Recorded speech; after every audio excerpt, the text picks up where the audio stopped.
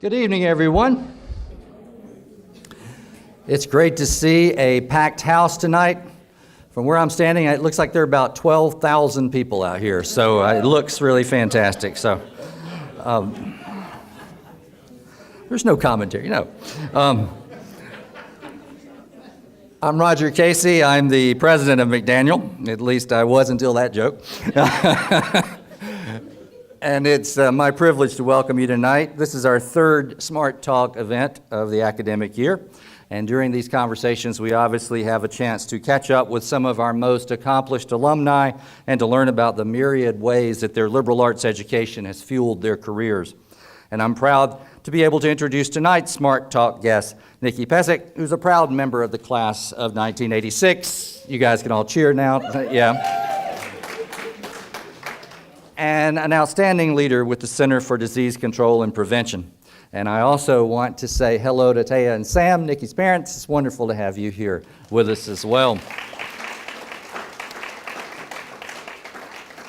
2.5 years ago, the World Health Organization declared the outbreak of Ebola virus a public health emergency of international concern. The epidemic killed more than 11,000 people in Sierra Leone, Liberia, and Guinea. Worries about a possible global pandemic bordered on hysteria, and public officials in the United States debated radical safety measures, from compelling travelers to West Africa to don tracking devices on entering the United States to even prohibiting travel in or out of the affected region. Dr. Pesik, head of the Global Migration Task Force at the Center for Disease Control and Prevention, strongly advocated against border closures and other extreme responses stemming out of more fear than science. And this was a public health issue. And although she and her colleagues were well positioned to put in effective screening, education, and follow-up systems to protect our communities while limiting the impact to the traveling public, just 4 confirmed Ebola cases resulting in 1 death were identified in the United States, and no cases were contracted within our borders. Thanks in large part to the efforts of the CDC, whose Emergency Operations Center was at its highest ever level of operation, with several thousand CDC personnel deployed to West Africa, the epidemic was contained and ultimately stopped.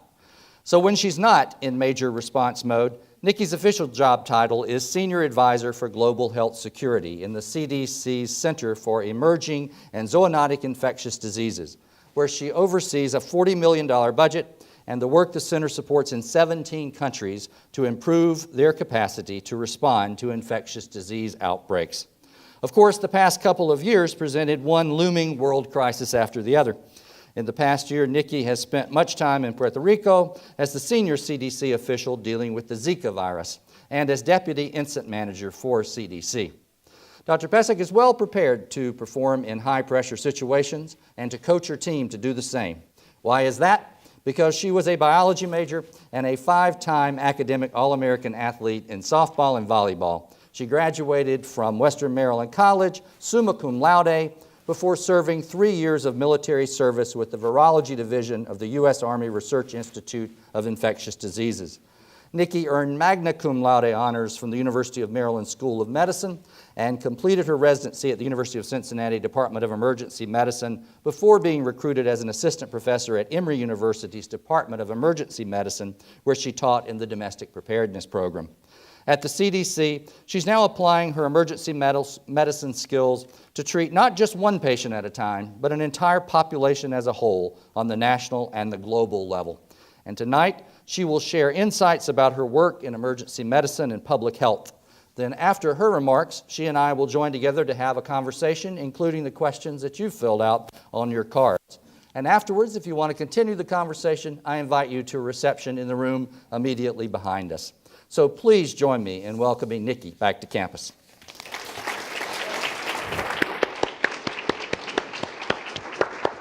Hey, great to have you.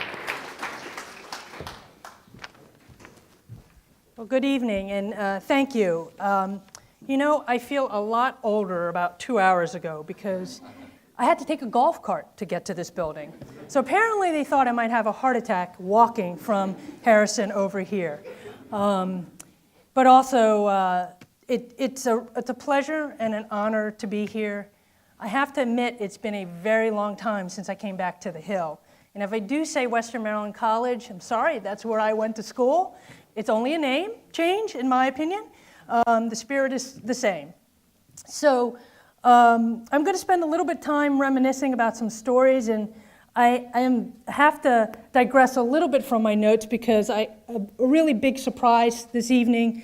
Dr. Brown is here. It was my biology 101, as we called it, big biology. I got to see a teammate of mine, Lynn Habbick, and we toured campus. And my roommate, Meg, and Cindy, a biology classmate of mine, are here. So it really feels a lot like being back when 30 years ago? Ugh.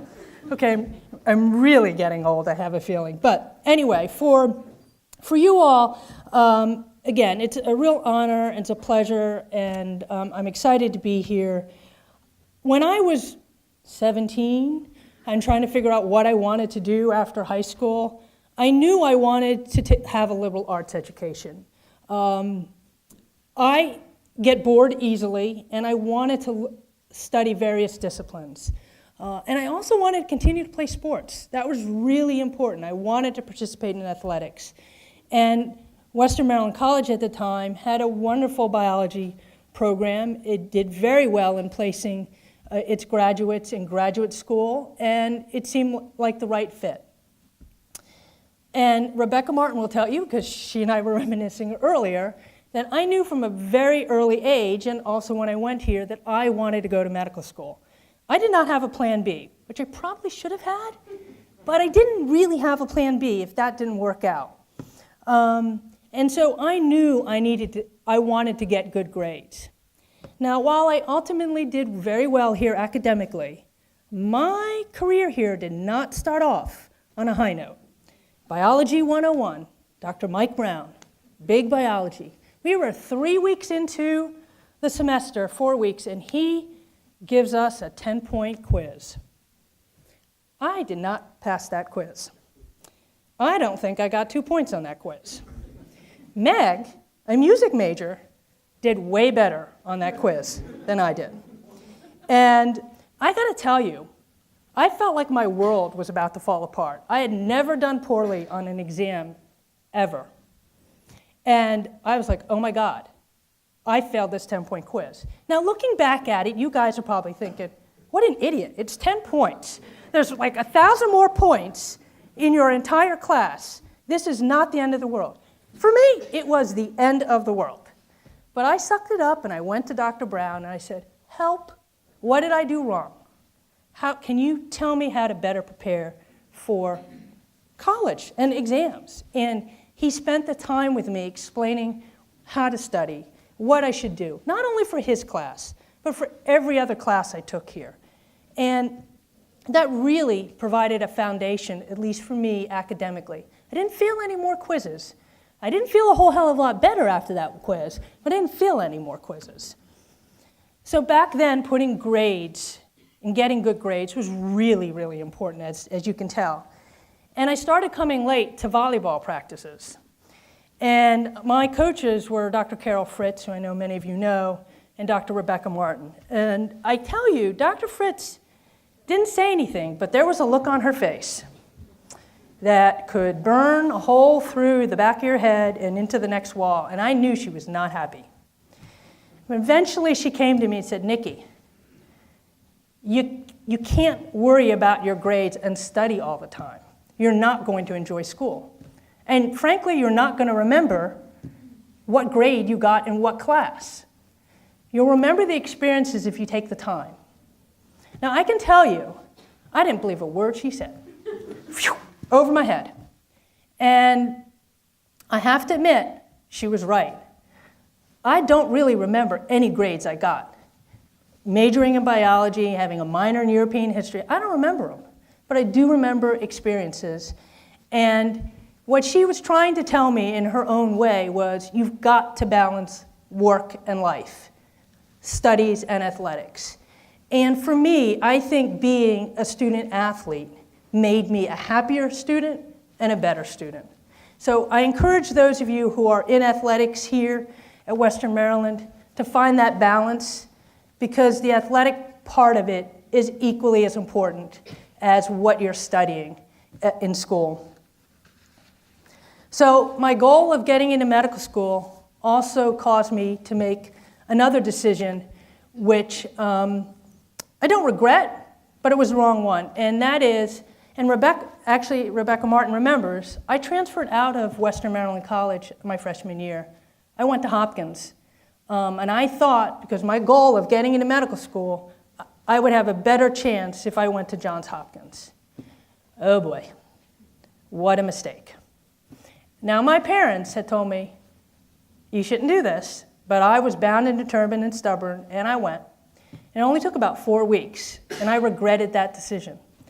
And fortunately, Hopkins semester starts a little bit earlier than Western Maryland, and I called back to the admissions office here, and I said I'd like to re-enroll. And thankfully, the college said yes. Because again, I didn't have a plan B. And so what I found was that I missed the atmosphere, I missed my friends, I missed the interaction and the mentorship and the way the professors here teach and instruct and mentor the students. You don't get that everywhere. And I would ask you all that are here in school now, do not take that for granted. And also thank them. Because honestly, it's probably 29 years too late, but this is my chance to thank the professors and the school. And I waited too long. But I'm going to tell you that the atmosphere here and the learning environment here was what I was comfortable in and should have recognized. And maybe I was a little too young, but that was a decision I made. My parents could have told me, I told you so, or we told you so. They didn't. Now, the education on the Hill isn't just about the coursework. It's life lessons that you take with you throughout your career. I learned, they teach you, hopefully still, to ask lots of questions, to be inquisitive, to seek advice, to find somebody you look up to and ask them to help mentor you. And I would say don't let mistakes, as you see them, define who you are. I look at some of the challenges I've had along my career, some which didn't go quite as planned, as opportunities to learn. Another lesson I took from the Hill or McDaniel, Western Maryland College, is service to others and service to community. It was never all about yourself. It's always about how do you make your community better. And following graduation, as you heard Dr. Casey, I enlisted in the U.S. Army. I was interested in serving in the military. I cannot repeat the words that my mother used when she found out what my plan was, okay? Not happy. But I wanted to serve, and I wanted a way to pay for graduate school. My father died when I was 14, and my stepfather and my mother helped me at McDaniel College at Western Maryland, but I was going to take care of graduate school, and this was the way I was going to do. And I was stationed not very far from here at Fort Detrick, Maryland, at United States Army Medical Research Institute of Infectious Diseases, which is a big way of saying it's the military equivalent of CDC. That is the DoD Infectious Disease Research Institute. And I was an E4, and I was getting to do bench and basic research with some of the most dangerous pathogens in the world, the kind they make movies about, the kind you have to wear a spacesuit. And I can tell you, my mom held her breath for 3 years straight. She's, in fact, part amoeba, if in that sense. But it was a great experience. In addition to the research experience, the military also provided opportunities to lead. And again, I would not characterize all of my opportunities as success stories. At one point in basic training in Fort Dix, New Jersey, a 7'10" drill sergeant came up to me and said, Pesik, because they don't call you by your first name. They say, Pesik, you're going to lead this squad through a live fire exercise drill. That, by the way, is when people are shooting bullets at you and you have to go from one end of an obstacle course to another end. Now, even before that, I was nervous enough trying to think, how am I going to get through this? And now I've got 8 or 9 people that I'm responsible for. So I turn to them and say, let's go. It was really clear in my mind what the objective was. It was to get to the other end of this obstacle course with no additional holes in my body or in my uniform. And I figured everybody else had that same goal. So when I get to the other end, I think, phew, thank God, that's over with. And here comes that very tall drill sergeant, and he is looking like Dr. Fritz, not happy, okay? And he's, Pesik, where is your squad? Yeah, not sure. So, my only objective was getting to the other end, when it really should have been trying to figure out how to help the rest of the squad get to the other end. I didn't know the people very well in my squad. I knew their last names. I didn't know what they were scared of. I presumed it was the same thing I was, the bullets, but who knew? Maybe it was the roaches or something crawling in the mud. I don't know. I didn't let them know what my plan was to lead them successfully to the other end. And I certainly didn't give them an opportunity to help inform how we are all going to get to the other end. Now, did I figure all this out at the time at Fort Dix? No. I had no reason why that little drill was not a very good outcome for me at the time. But I have, with many, many years of management experience now under my belt, understand that when you're trying to get a unity of action in a public health response, you have to have everybody on the same page, and you have to understand everybody's perspectives. They may not be what your perspective is.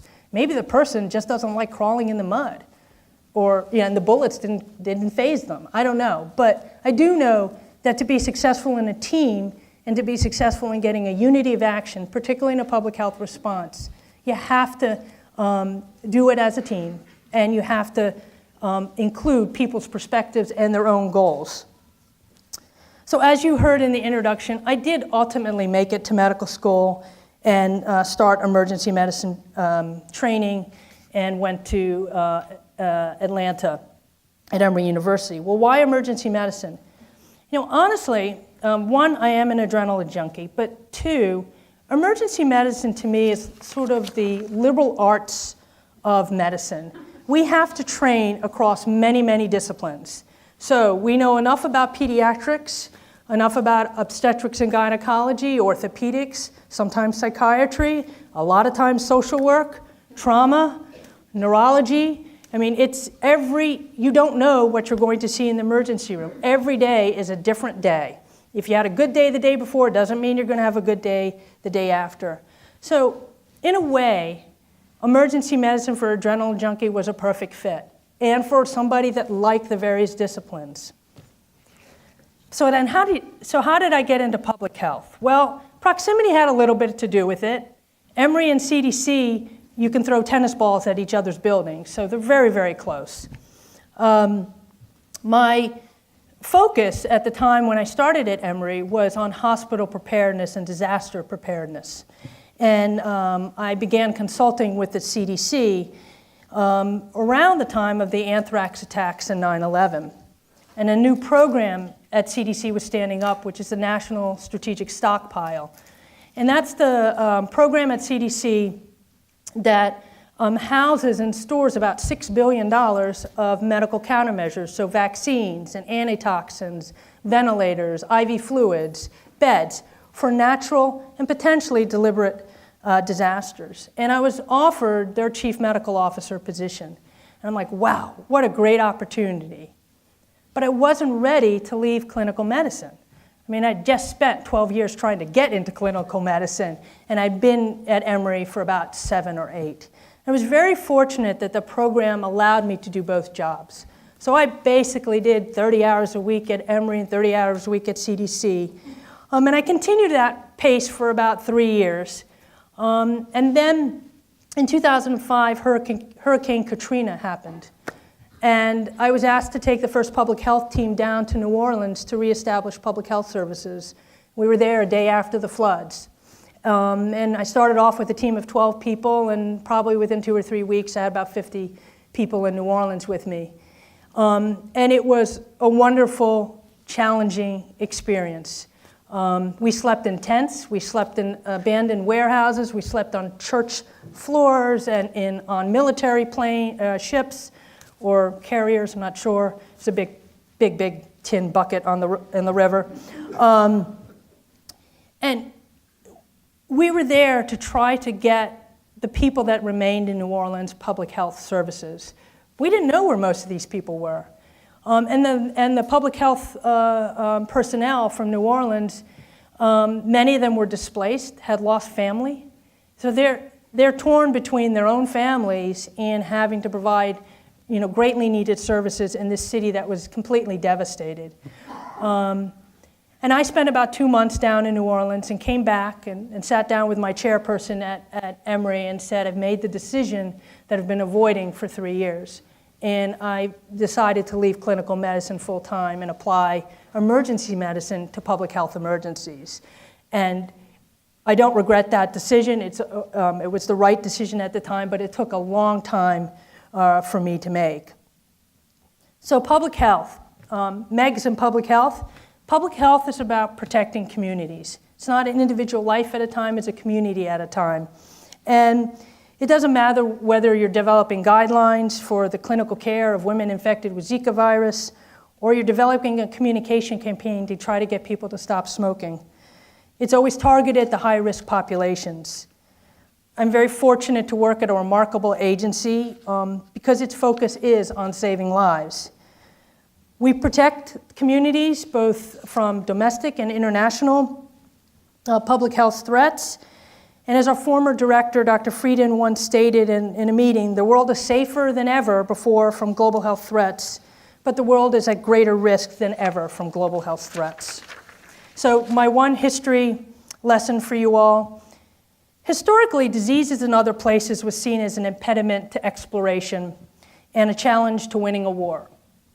Cholera and other diseases killed at least 3 times more people more soldiers in the Crimean War than the actual conflict itself. Malaria, measles, mumps, typhoid, smallpox killed more combatants in the American Civil War than bullets. And the Panama Canal went over schedule because of tropical diseases, at the time unknown, untreatable, and often fatal. So public health challenges today are not just local, they're not just regional, they're not national, they're global. We've seen new viral and bacterial pathogens which continue to emerge in today's world of increasing connectivity and mobility accelerates this shared global risk. Global transportation and commercial air travel usually is more seamless than ever. And this increased connectivity and mobility brings increased risk of infectious disease spread. There are numerous public health challenges that face us today. Some of these include the emergence and spread of new pathogens. If you recall, HIV spread for decades before being recognized. SARS, severe acute respiratory syndrome, spread to 37 countries across 3 continents in 4 months. The globalization of travel and food and medicine provides new public health threats. We see contamination of our food supplies regularly from food imported into the US. And rise of drug resistance. This is when a bacteria doesn't respond to an antibiotic designed to kill it. This is perhaps the single most important infectious disease threat we face today. And reemergence of known pathogens. Yes, Zika and Ebola are known pathogens. They caused outbreaks before the most recent outbreaks that we've dealt with. Some non-infectious disease, public health challenges, climate change. The weather gets warmer. The vectors that spread these diseases, mosquito-borne diseases, come further north. Climate change and heat. You have the heat illnesses. You have changes in water. Perhaps agricultural production is impacted, and then you have problems with malnutrition. Climate change is huge. Other issues we talked about already, tobacco use, and unfortunately the opioid prescription drug overdoses that we're seeing in the country today. So are we better prepared for infectious diseases? The international health regulations, which were established by the World Health Organization, required that member states in 2005 be prepared to detect through surveillance and laboratory capacity new diseases, be prepared to report new diseases and be prepared to respond. And unfortunately, only about a third of countries self-reported that they were ready for a new outbreak. And that really hasn't changed in the last 3 years.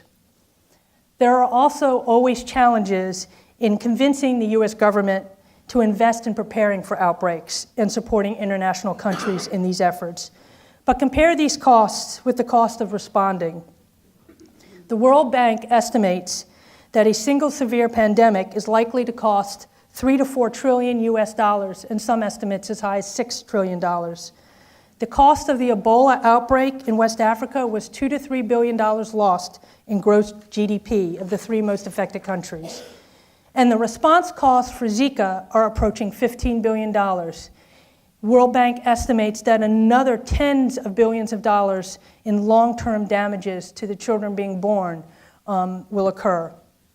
We learned a great deal in Ebola. The speed of the response is critical, and every day counts.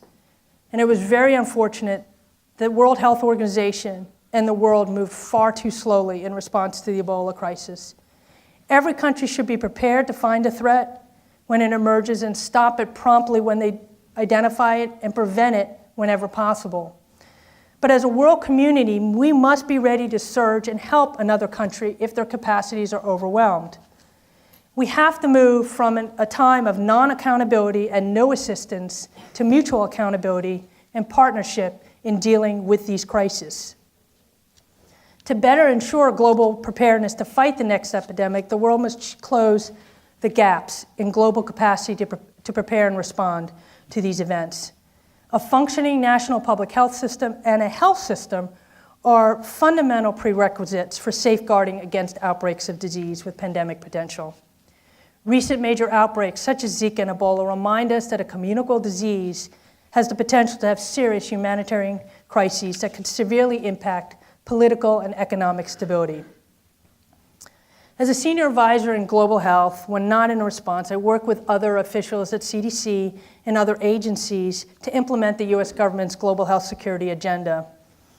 It's seen as a unifying framework to improve global response to disease outbreaks. And the global health security agenda can really be summed up in 3 short bullets: prevent avoidable outbreaks, detect and treat early, and respond rapidly and effectively. But global health challenges cannot be resolved by the health sector alone. To address these challenges will require a comprehensive commitment across all sectors of government, private partners, NGOs, international agencies, and communities. So for those of you that are thinking about careers, if you're interested in public health, you don't have to go to medical school to be in public health. Our agency is made up of professionals from across numerous disciplines. We work with environmental health specialists, policy and communication experts, nutritionists. We work with lawyers, operations and budget experts, veterinarians, and yes, physicians, with specialties and backgrounds in psychiatry, neurology, pathology, OBGYN, infectious diseases, and yes, emergency medicine. And all of those disciplines have to come together in a public health emergency to respond and protect. And just like a liberal arts education, I've had the privilege of learning from all of these experts every day when I go to work. So I'd like to end by saying this. Every career will have, as you move through college, as you move through graduate school, or your next steps in your career, you're going to meet challenges and roadblocks, and you're going to have some mistakes along the way. I'd encourage you to learn from those mistakes, to take them as an opportunity to figure out what you could have done better, and to understand that not every decision you make is going to be the right one, but you always have the opportunity to reassess and change course as needed. I've told you about some of the decisions I've made when I was here on the Hill, but the 2 best decisions I've made in my career so far, one was to come back after transferring out of Western Maryland College, and the second was to focus in public health. And so with that, I look forward to a conversation tonight. Thank you.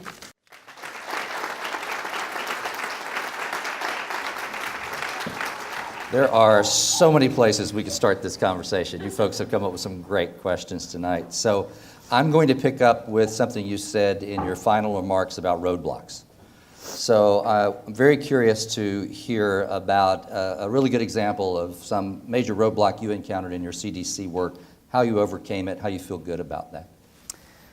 I'll go back to Ebola and talking about different perspectives. In public health, we try to focus and make decisions on science and make it an evidence-based decision.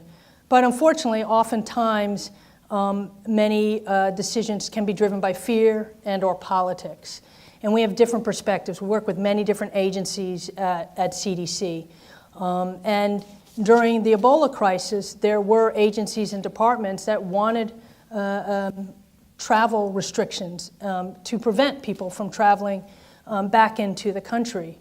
And their perspective was security of the nation. But it wasn't based on science. And so what we really had to do was work with our partners, understand what their perspectives were, understand what their fears were, and try to address those, and come to what we felt as the agency that had to make the recommendations that were, to the extent possible, based on scientific evidence and knowledge of the disease that we had. So we live in a world now in which science is being challenged in and of itself on the public front. How do you respond in a public health environment when the very essence that you sort of take as the stable truth is being questioned? I think you stick with science as the basis for your recommendations. And I think that is one of the reasons why the CDC bases its recommendations and its guidance on known facts. When we don't know something about a disease, very early on in Zika, it's very important to say what you don't know, what you're trying to understand, and what you do know. And we've been successful. I feel as if our reputation relies on the fact that we try to stay out of the political fray to the extent possible, that we try to base public health on science. And I think you have to stick to that, regardless of whether people believe you or not. So you said you're a self-professed adrenaline junkie, and that's what got you into the world of emergency medicine. Tell us what a day looks like for a senior advisor at the CDC. Oh my God, it's so boring. Unfortunately, I've gone from adrenaline junkie a little bit too much to a bureaucrat.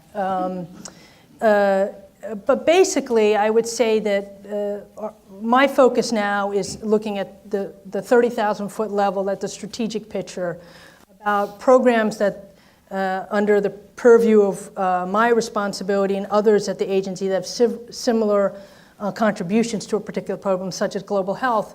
We're looking at the strategic issues of global health received a fair bit of money, about $600 million over 5 years.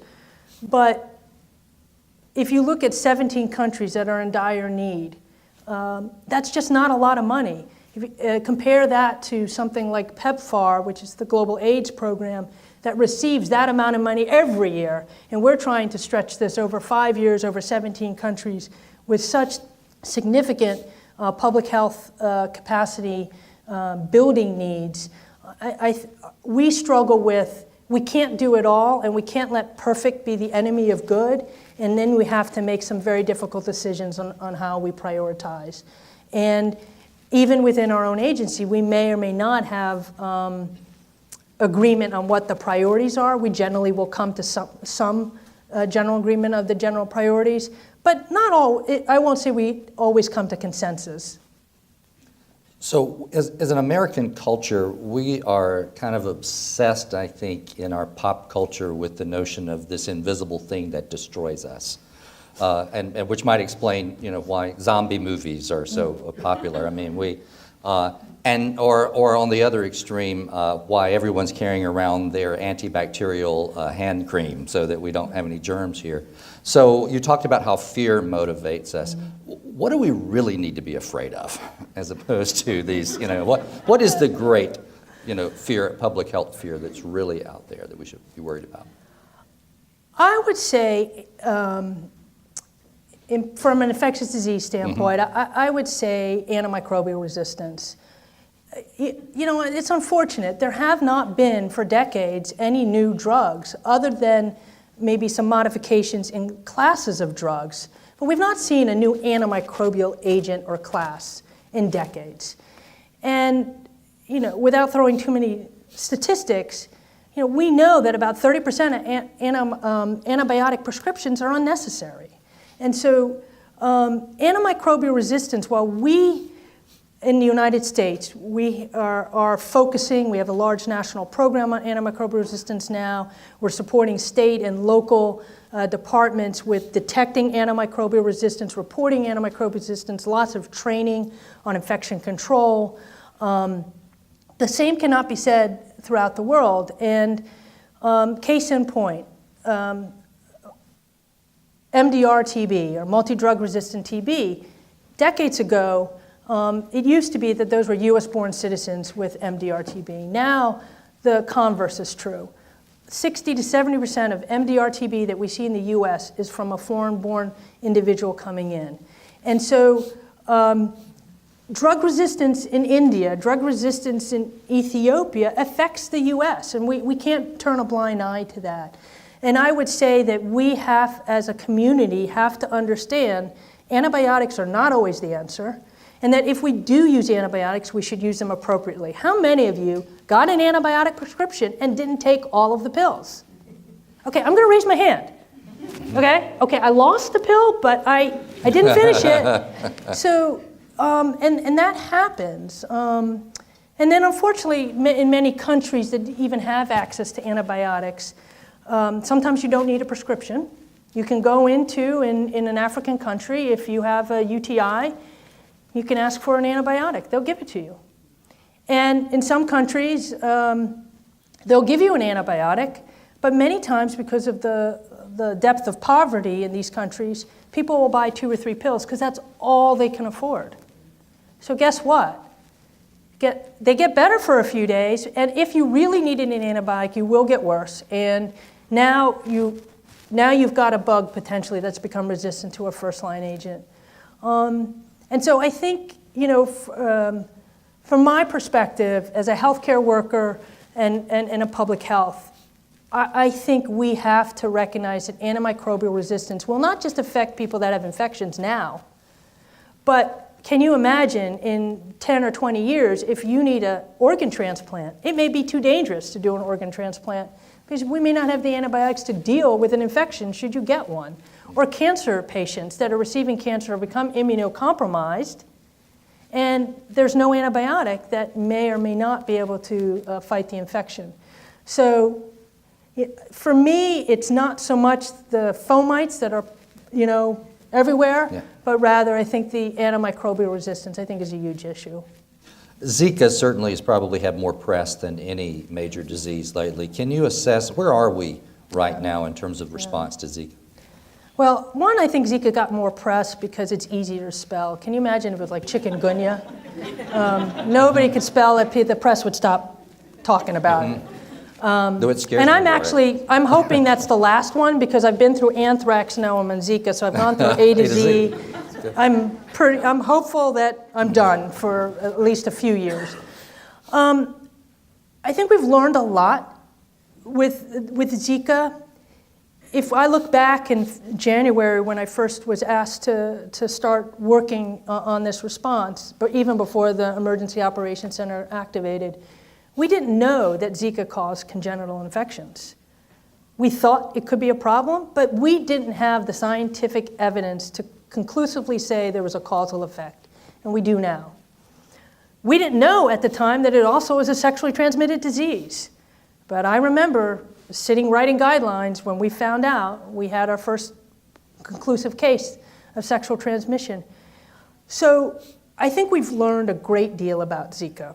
I think we're learning public health strategies that didn't work, and public health strategies, particularly around communications, We're looking at evaluating those efforts and targeting. People get tone deaf too, right? How many times can you say it and then it's, yeah, whatever, it's a mosquito-borne disease, it'll be like West Nile, it'll go away. So we're gearing up for the next mosquito season. We have no idea what it's going to bring. I do feel like we're at a point in time with Zika where unfortunately we're going to start to see the babies being born. And like most infectious diseases that are new, you usually see the severest outcomes. Those are the ones that hit you in the face. Look, these babies are being born with skull collapse, or these babies are being born with eye abnormalities or joint abnormalities. So you see the severest impacts early on. But what we don't know are what are the long-term effects. So we have starting to see children that did not have microcephaly or small heads. But now in their third or fourth or fifth month, they're falling way behind in the growth curve. And so by definition, they're microcephalic babies. But they didn't look like it when they were born. So we just don't know what all the impacts of this particular congenital disease, and it's the first one in decades, in over 50 years, to be identified with an infectious disease. So I think we're in a much better place now than we were when we were in the first mosquito season. But ultimately, I think we want to try to avoid complacency, because I truly feel like we're going to see the longer term impacts now. We didn't have a chance. Babies weren't being born, here in the U.S. And I think we're just going to have to kind of wait and see. And on the vaccine front? My understanding is that's going to be a ways away. I don't think we are going to have a vaccine in the near future. There are clinical trials starting up. Several vaccine candidates, but nothing that I would anticipate being able to use this summer. Mm-hmm. So it's back to the same precautions. Please wear long sleeves, avoid mosquitoes, the DEET repellent, and if you're pregnant, do not travel to areas where there are Zika transmission. Mm-hmm. I worked hard on the A to Z joke, but you already used that. So yeah. I want to take you back to anthrax.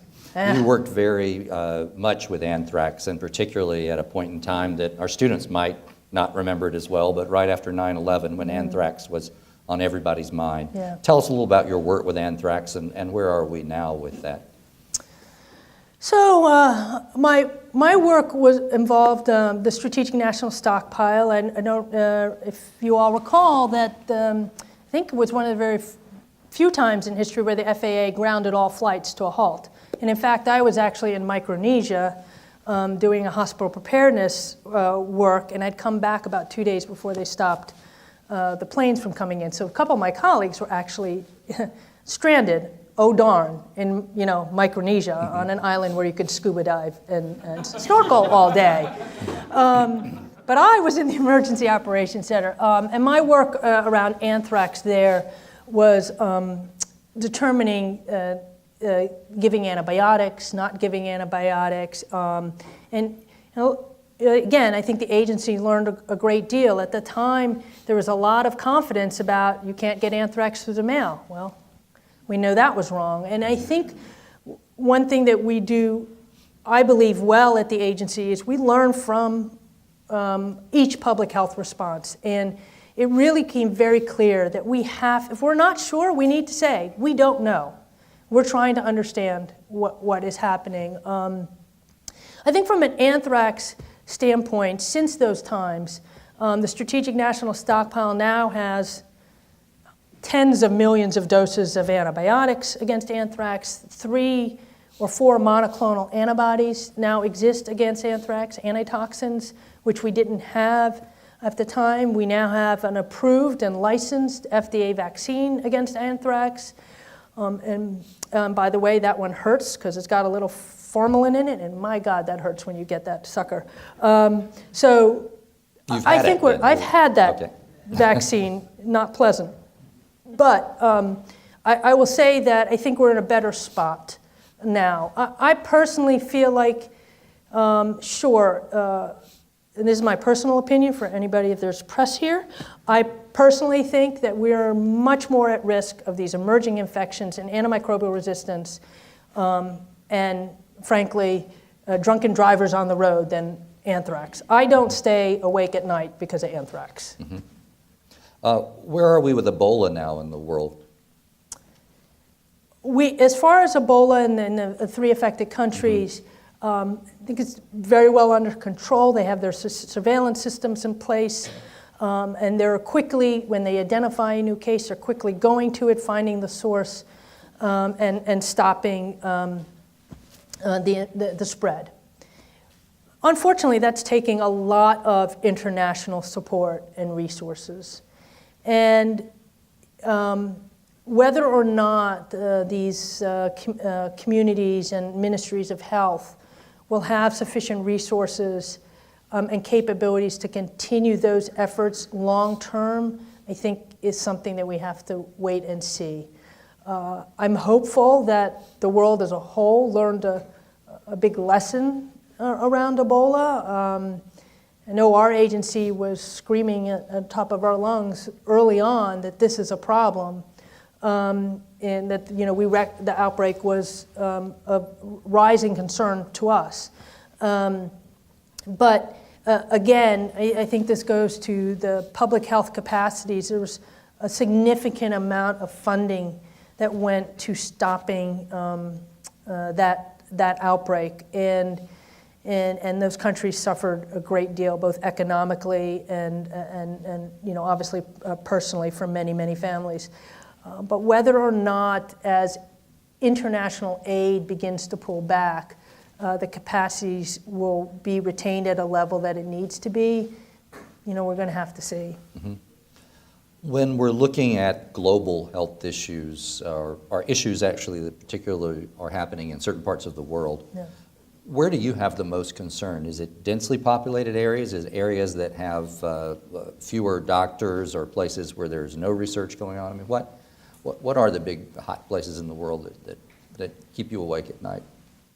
Well, unfortunately, any country can have an emerging infection. I think some countries are certainly better prepared to identify what they are. I think certainly in the continent of Africa and Asia, especially around influenza and respiratory viruses are always of a concern, whether they'll jump from an animal host to a human host. And it's unfortunate. I think even in the U.S., I mean, we have Zika here. We can have an emerging infection, whether that is a cause of concern for the rest of the world. Probably not. I think we have the health systems and the public health systems to contain it, and we also we will report it. But many countries don't have. They're very concerned about reporting public health events. Well, why, you say? Well, because they're concerned about trade and travel restrictions being placed. They're concerned about tourism. If we report we have a mosquito-borne disease on this lovely tropical island, and you're looking at 4 tropical islands to go on a honeymoon, you're probably not going to pick that one tropical island. And so there's significant economic impacts to countries to report public health diseases. And then at the local level, even many countries, if you think about the respiratory viral diseases and influenza, for instance, where if you start to see influenza in the chicken population, what do? You recommend culling those chickens or slaughtering the chickens. Well, if you're a farmer and your livelihood is based on growing chickens, many people are not anxious to comply with public health recommendations, because at a personal level, this has a significant economic impact. So I think one of the things we're doing with our partners, such as World Bank, is trying to incentivize our communities, international communities, to report and to take on public health actions that have economic impact to their countries, because the World Bank will provide funding to mitigate and lessen that impact. Moving from global issues to your own career. So you talked to us about this transition from Emory and from emergency medicine and teaching into the CDC. So But what got you noticed? What is it about your work or about your work ethic or leadership? Why did they say, this is the person we really want working with us? I bribed somebody? No. Okay, next question. I don't know. What I would say is this. I think you will find that folks in public health, but also in medicine and other careers, are very passionate. I think what I will say, or what my colleagues have said, is I'm not afraid to make a decision. And you'll know, I've told you, I've made some doozies in my time. But I think what emergency medicine trained me to do is that you have a certain amount of information when a patient comes in. Sometimes you know their past medical history, and sometimes you don't. But you have a person who you may need to stabilize, and you're going to make the best educated decision and clinical care decision based on what you know at the time and your training. You may be wrong, but you have to be able to make a decision. And I would say that at least in the agency, we have scientists that are very data-driven, very evidence-based before they'll make a decision. And oftentimes, they have a very difficult time making decisions with incomplete information. They want to wait a little longer. Let's wait a day, let's go get some information, let's check this rumor out. And I think in emergencies, you have to have a little bit of a comfort level of making decisions with some unknowns. And so for better or for worse, I feel like at least my training in emergency medicine makes me a little bit more comfortable in doing that. And I think that is perhaps, and also they know that I'm an adrenaline junkie and I don't mind being there till 10 a.m. or 10 p.m. at night sometimes. But I would say that as we look at, and we're looking at our management staff and training up the younger generation of public health that's coming into CDC. I think there's some statistics now that about 50% of our agency will be able to retire in 5 years. So our agency is looking and will be in need of younger public health passionate professionals. And we're looking at not just what the education is, but I think some of the personalities for response. Some people really like response, and some people don't. And we have to recognize that and sort of drive people's passions. They can all help, but some people just may not want to be in the operations center or in the field. They might want to be in doing something different in support of the agency. So what's your advice to some of our students who are looking up here going, hey, I'd like to be her one day? What would you tell them, both in terms of career path and also other skills they should focus on developing? Yeah. So what I would say is be a good listener. You'll learn a lot just by sitting in a room and listening. And I would say from a career standpoint, whether it's medicine or public health, you don't have to be a biology major. You can be a European history major. I minored in European history, love history. You can be a language major. We need communicators. We need policy people. You can go into law if you want to do public health. But what I would say is think about where your strengths are and what you enjoy doing, and find a career that gets you excited to get up in the morning. And then I would tell you that don't be afraid to learn new things. When I started off as a clinician and I still did clinical guidance development in CDC, and now I'm managing budgets. I have about $400 million of budgets that I deal with, and I have to deal with how to appropriate funds and learn this new lingo. And I'm like, I didn't get an MBA. I got an MD. What am I doing with $400 million spreadsheets? But you have to not be afraid to take on new things. And I think that's what I enjoy about CDC is I don't have an MBA, but yet they're like, Nicki, here's the Zika budget. We need you to help support the agency with this. And figuring out how you do that with transparency and ensuring that the right priorities for the response are being funded. And And working with a lot of smart people that do have MBAs, and I have no idea what that object class is. What does that mean on that budget? And willing to say, I don't understand what that is. That's what don't be afraid to ask questions either. In 7 years of putting people in that seat, phenomenal alumni in all kinds of careers, one common story has emerged from every single one of them, and that is they talked about failure and how they learned from failure. Yeah. And yet I think when we particularly talk about today's students, they're probably the biggest fear of failure that I've ever seen culturally here. How did you get over your fear of failure, or did you have a fear of failure? Oh my God, I had a fear of failure. All right, Rebecca could probably say, yeah. I mean, look, that 10-point quiz that Dr. Brown gave me, that was like, oh my God, I need a plan B. But I think you have to, if you skirt away from it and try to avoid what you're scared of, it will follow you like my dog does everywhere in the house. I would say that I've learned so much by the times that I wasn't successful or I didn't quite get the outcome I wanted. Maybe not at the time, but certainly as I look back on those times when I wish I had done that differently. They're probably the most impactful and most powerful learning experiences you can have. You may not recognize it at the time, but step out on the ledge a little bit, and I think you'll be surprised how far you can actually go before you fall. But then if you do fall, get up and try it again.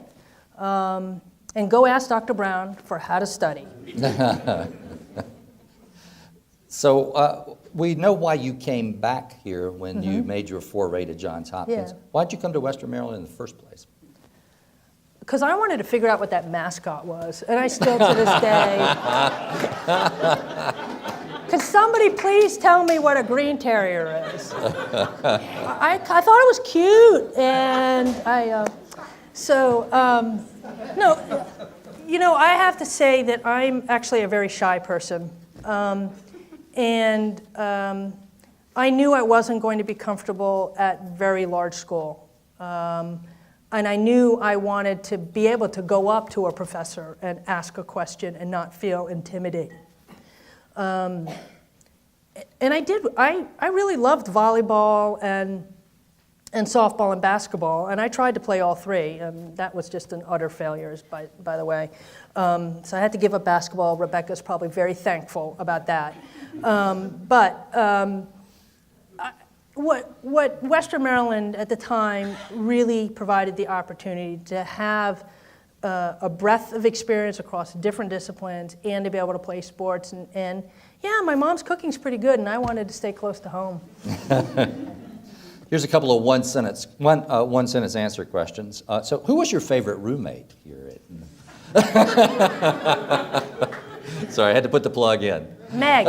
I have to say, I tell the story often that the semester we took Big Bio together, I got the only D of my entire educational career, and she got an A+. So clearly, I did not go talk to Dr. Brown. Another important lesson in failure. I have to tell the story of Meg. Meg was a music major here at Western Maryland, and she took typing in high school. I didn't know that was an option. I didn't have that in my school. And so I'm aging myself for those young folks in the back. If you don't know what whiteout is, it was like something you had to have here. We didn't have computers. We had typewriters, one letter at a time, and very thin onion paper and all of that, right? And we drug our typewriters everywhere. I know you guys are laughing, but this is how we had to do term papers for Dr. Brown and Dr. Igledge and all.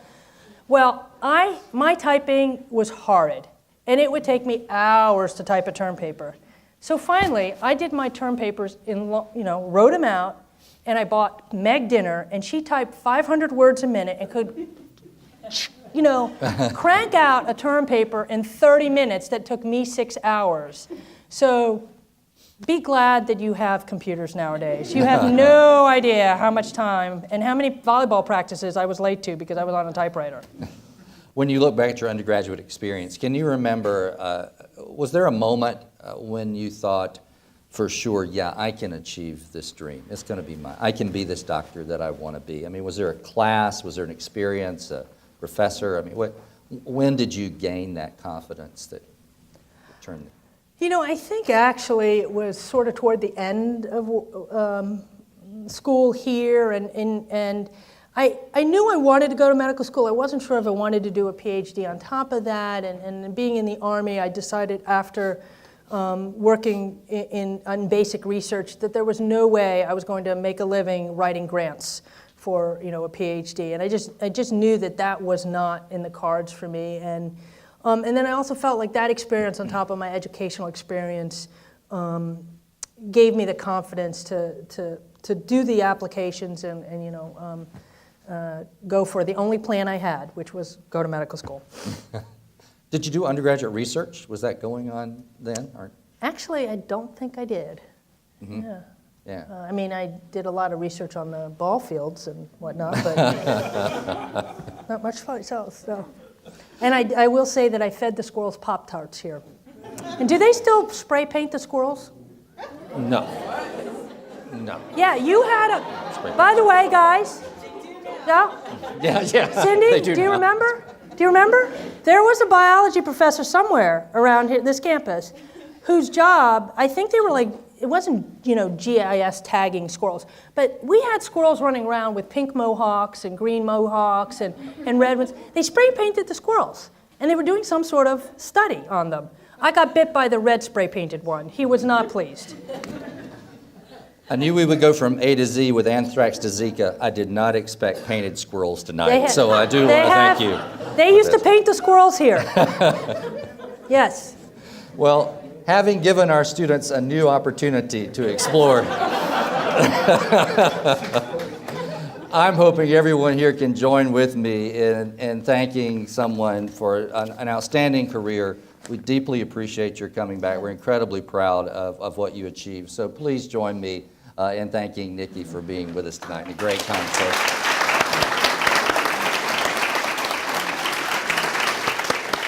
Thank you. And we know she's a proud Western Maryland graduate, but we want to make sure you've got a McDaniel diploma you can hang up in the WMC as well. Wonderful. So it's great to have Thank you you. here. And please join us in the back for refreshments if you'd like to have further conversation with Nicki. Thank you so much for being here tonight.